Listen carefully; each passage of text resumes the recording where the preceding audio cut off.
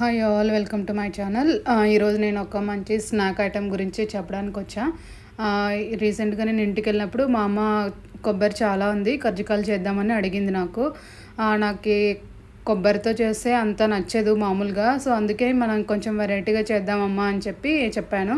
సరే అనింది. సో నేను అప్పుడు చెప్పాను డ్రై ఫ్రూట్ కజ్జికాయలు చేద్దామమ్మా అని చెప్పాను. సరే అనింది.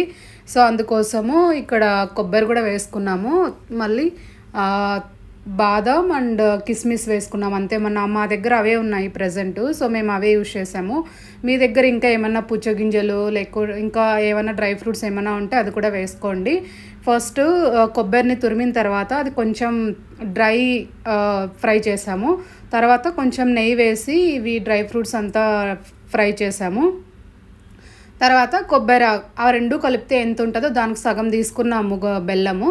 సో అవంతా జస్ట్ నార్మల్ చేత్తోనే మిక్స్